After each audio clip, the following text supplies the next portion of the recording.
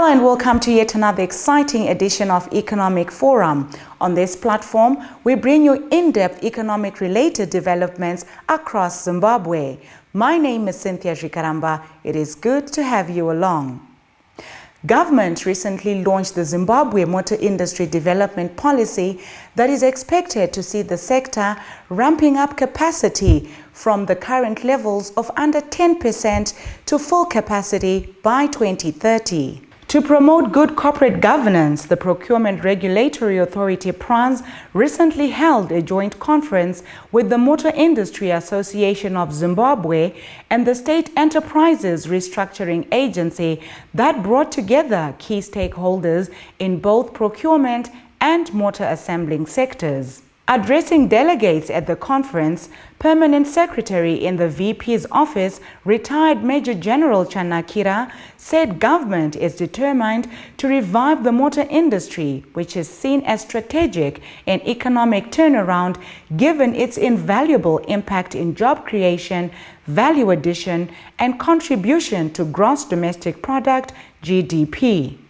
At a time when there is insufficient foreign currency to fire economic growth and development, the conference theme, Towards Vision 2030, articulation of strategies and policy position to support domestic motor industry for competitive advantage, is most apposite. Under Vision 2030, the collective aspirations of the people of Zimbabwe are to transform the country into a knowledge-driven and industrializing upper middle income economy in the next 12 years.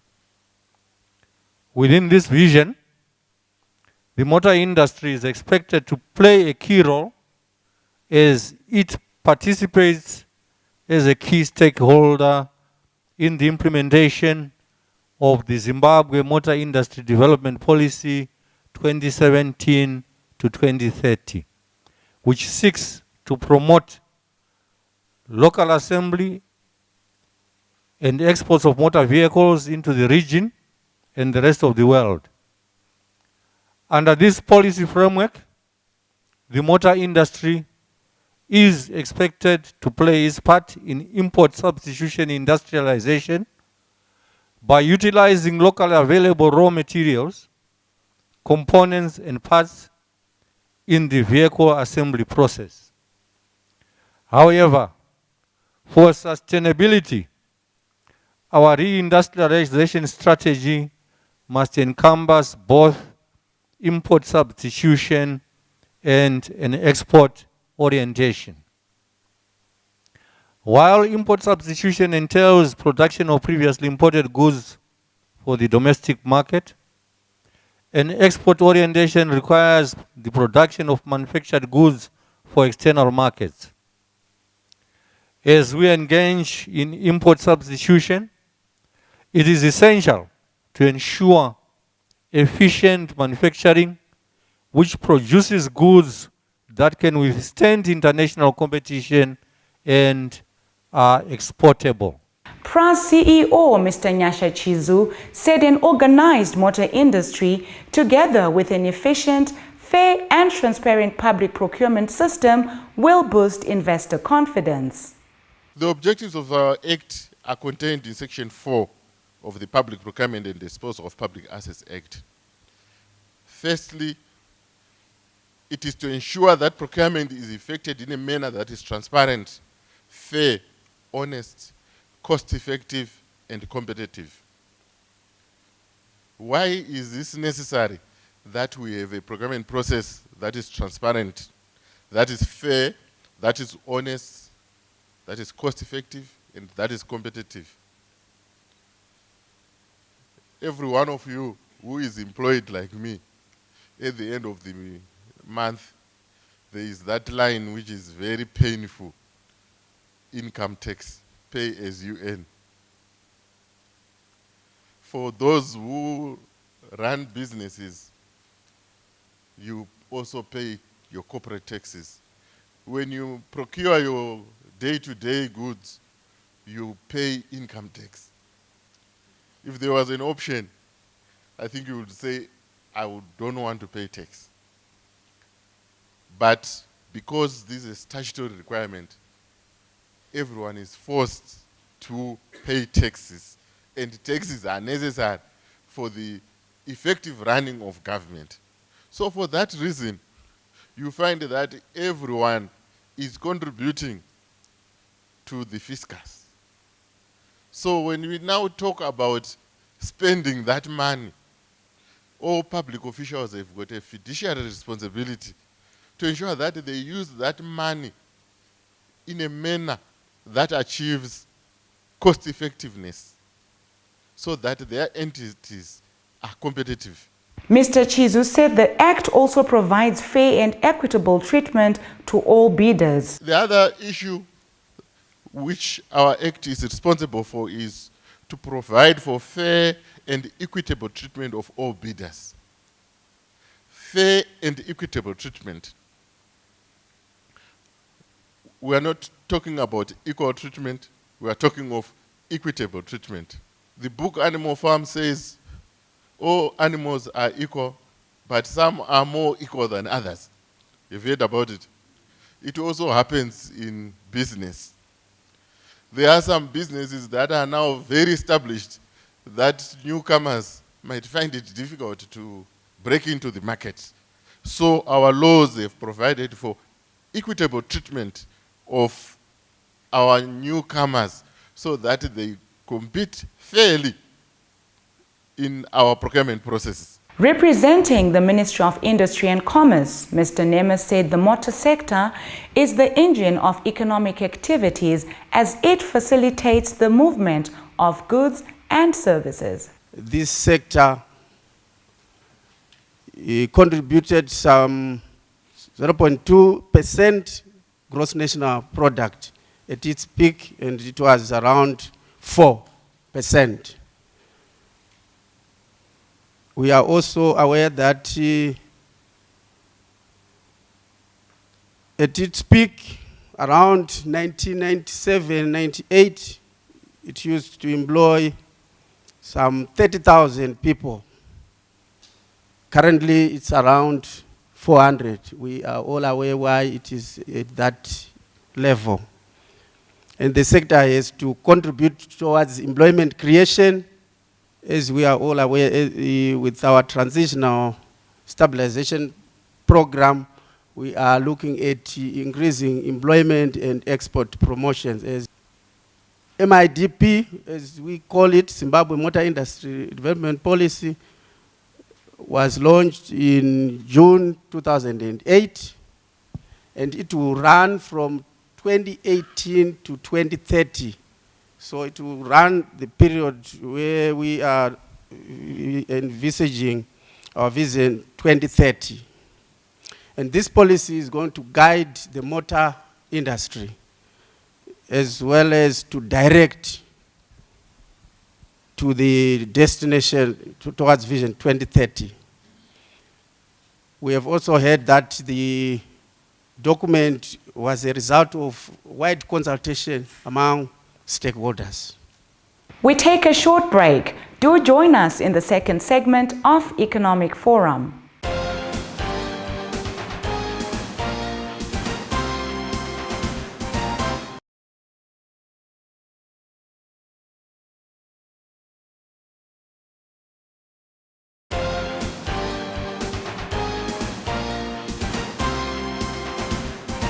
Welcome to the second segment of Economic Forum. We are bringing you highlights of the Indaba on Sound Business Management, organized by the Procurement Regulatory Authority of Zimbabwe, PRAZ, the State Enterprises Restructuring Agency, SERA, and the Motor Industry Association of Zimbabwe, held in Harare recently.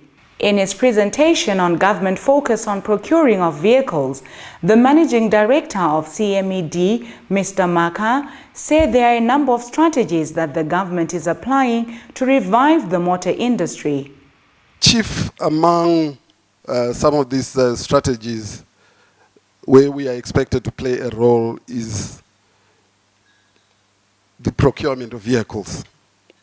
The TSP program and in 2018 fiscal policy spelled out that its fleet will be procured and managed through CMED. And there was also an emphasis on the Transport Purchase Fund, which I alluded earlier on, that we manage on behalf of Treasury. The instruction that we are getting in the Transport Purchase Fund is that we should promote the local vehicle assembling plants. These are instructions that are actually coming from Cabinet. So how are we going to execute this mandate? There are circulars that guide us. One of the recent circulars is the purchase of motor vehicles. All vehicles shall be from the local assembly plants. The rationale is highlighted, is to conserve the nation's scarce foreign currency resources. In 2004 and 2014, the importation of second-hand vehicles used around $500 million annually. Obviously, that means the country was losing a lot of foreign currency. So, and again, the policy is to promote development of the domestic automotive industry. At its peak in 1997, the new vehicle market was around 20,000. In 2016, the figure went down to about 3,500. Obviously, the implication is there were job losses and close of downstream industries. So much that the industries that you have, the support industries that you have, are all importing, and that's giving a burden to the country in terms of foreign currency. The circular directs that we have to support the local vehicle assembly plants at this time of considerable challenge. Yes, there are exceptions. There are exceptions. There are condition of service vehicles as directed by Cabinet. These are exempted. Vehicles, special vehicles that may be required by government, which are not assembled locally, are also exempted. Donated vehicles and also exempted. Vehicles for which justification may be sought from the Ministry of Transport and Infrastructure Development. These are exempted. The president of the Motor Industry Association of Zimbabwe, Mr. Shamba, called for unity of purpose to ensure the revival of the motor industry after being dormant for some years. For some years, our industry has been asking for protection. But we need protection when something is happening. When there's nothing happening, what protection do we need? We also need to think outside the box. Where do we want to go? What do we want to achieve? Is it achievable? Is it doable? Some of the things, when I look at them personally, I can see that we are approaching them in silos, where we need to have a shared vision, like what Mr. Gwara was saying. We want to build a truck. Why don't you have a shared vision? Julie supply the chassis, the panel beater supply the board, the coach builder supply the body, these supply the tires, and at the end we have one thing, but it has been done by the industry. It's not one person doing it. You don't have the finance, so if you share that finance, it's doable. But because we are operating in silos, it will never happen. If we just one company take one item, I will make the exhaust, I will make the seats, I will make the tires, I will make this. The amount of foreign currency you need is not as much foreign currency which will need when they are making the entire vehicle. Something can happen there. So really, it is us, ladies and gentlemen. Let's not blame anyone else. Let me also say, we've got engineers here. We've got very learned people in here. But we cannot make a tire. We cannot make a wiper blade. We cannot make a suspension rubber mounting. And we want to import all that and trouble Reserve Bank. Guys, come on. Let's put our thinking caps, gentlemen. On the part of government, what we need to do is bring back the confidence. If an investor brings money in here, they should be able to take it out, because it's their money anyway. But if they don't have that confidence, what is happening in Rwanda, what is happening in other countries will never happen. But we need that confidence. And also, the banks come into being. Our interest rates, whatever we charge, we need to be realistic. Then on the issue, on us as well as State House, government and whatever, we do have an appetite to drive luxury vehicles. But if that issue goes away, or we are, maybe what I can say, come to a position where it's a bit fair, or it's a bit reduced, where we don't want to drive the Land Cruisers, the Prados, the Patrols and whatever. But we drive, of course, you drive those after paying a premium. But we are saying, if our appetite is reduced, that foreign currency we are talking about is also saved. But because we are a net importer, and the people want to import, then where would the foreign currency come from? This is why, right now, who is not importing? The man in the street is importing from Japan. The man at the rural house is importing a truck from UK. Someone is importing from there. And where is that foreign currency coming from? Some of it from the diaspora. But if it was channeled to actual developmental projects, we would be somewhere. Sometimes we shoot ourselves in the foot because of the way we do things. Like I said, we are operating in silos. We don't want to share. We say, I want the entire cake.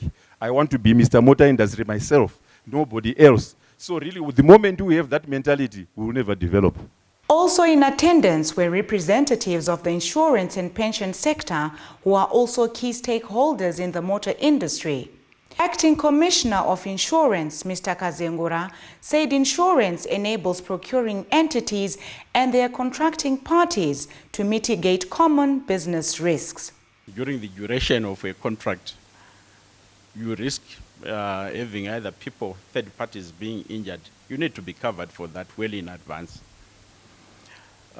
They may be lost due to wrong or poor professional advice provided by professionals. It could be your engineers, your accountants. You also need cover in that regard. So you need to buy what is called professional indemnity. Coming back to the procurement process again, most procurement arrangements would require, as part of the tendering process, some form of bonds. It could be your usual security, it could be the bid bond, it could be performance bond. The insurance industry is there to provide all that type, all that cover. We have got other insurance products that are worth mentioning when dealing with the procurement, or ultimately after events after procurement. This could be stock insurance. There is the public liabilities insurance, where you need cover in terms of legal liability in respect of death, injuries, or loss, or even damage to third parties during the subsistence of your contract. We take another short break. Join us in the third and final segment of Economic Forum for more.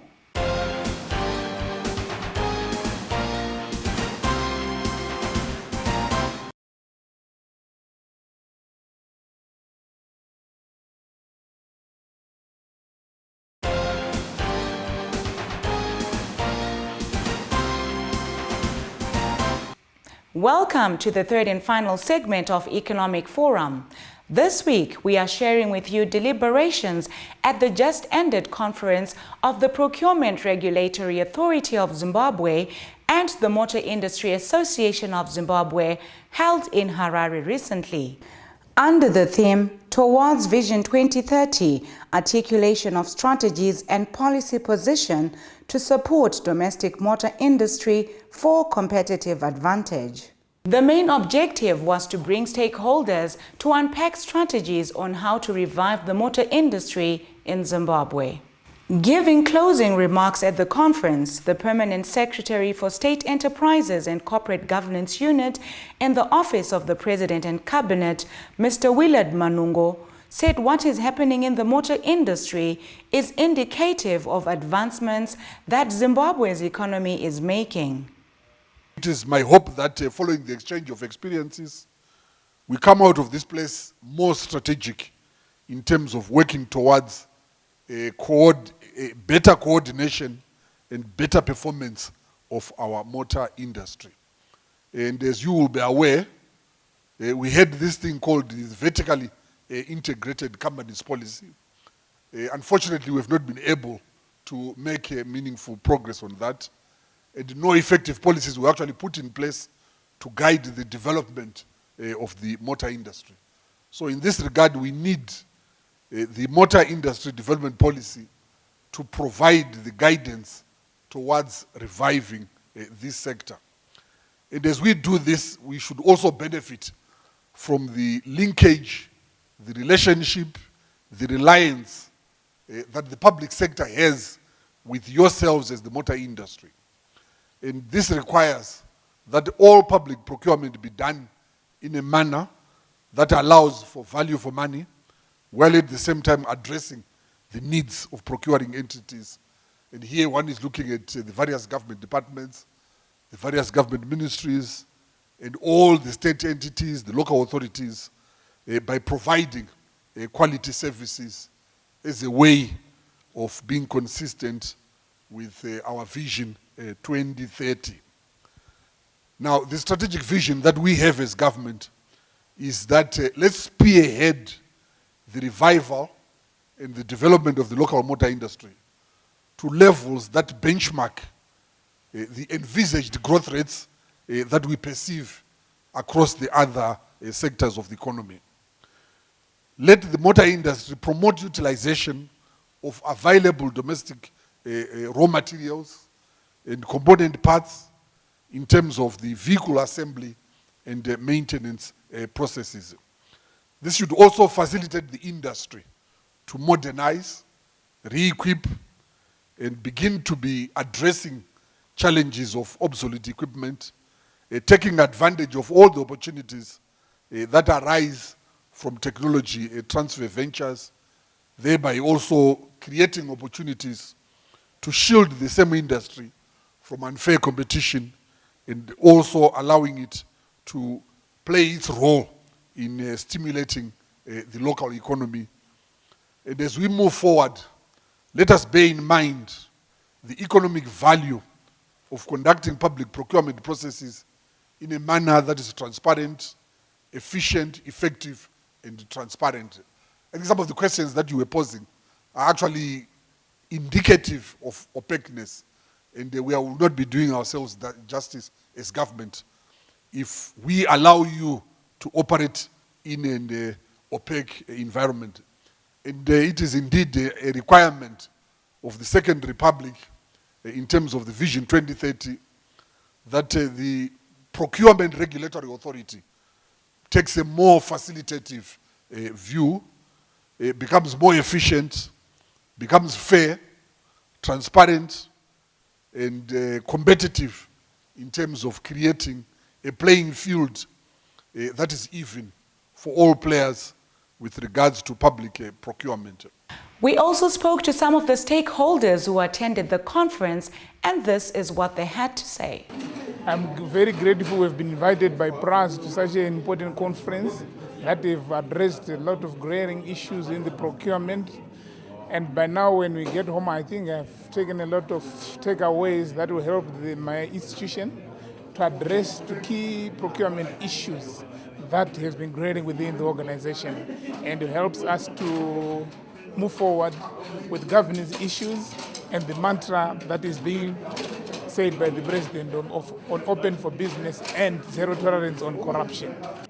I'm very happy about this conference. It was really an eye-opener, as it has alluded and ironed out some gray areas in the procurement processes involving the motor industry of Zimbabwe, considering that the motor industry and the government of Zimbabwe is the largest player or spender in public money. In public money, we are saying people will be also expecting value for money from the government. This is the beginning of what PRAZ is doing, which is very good, because it should continue to roll out these conferences on a yearly basis or at any convenient time, so that it enlightens more to all people who are involved in the commitment of public funds. A long day event that we were interrogating the progress that has been made so far since the PPD and how it is going to change the fortunes of the local industry, because as alluded even before, to say that the local industry, the local motor industry represent the barometer of technological advancement of a country. So it should be taken very seriously, and this conference gave a platform to discuss that. But my wish and my appeal is that as a way forward, we should see progress from the producer and the procurer. I was impressed by the participation, the debates in this forum. What I am just imploring our bidders to do is to make sure that they register with PRAZ and in order to enhance the eligibility criteria. This has been a challenge. We are trying to make it easy for all the bidders. Right now, we are even inviting those who have not yet registered to visit our stand at the ZITF. We will be there registering bidders. Then over and above that, we'll be doing some mop-up exercises in the provinces like in Mashonaland West, Chinhoyi to be specific. Then we also go to Manicaland and Masvingo. And for the procuring entities, my plea is to make sure that these bidders also register with PRAZ, because that's what makes our work easier for all of us, in terms of transparency, accountability, and also value for money. Sound management in any business boosts profitability and investor confidence. For the motor industry, we commend government for taking the measures aimed at its recovery.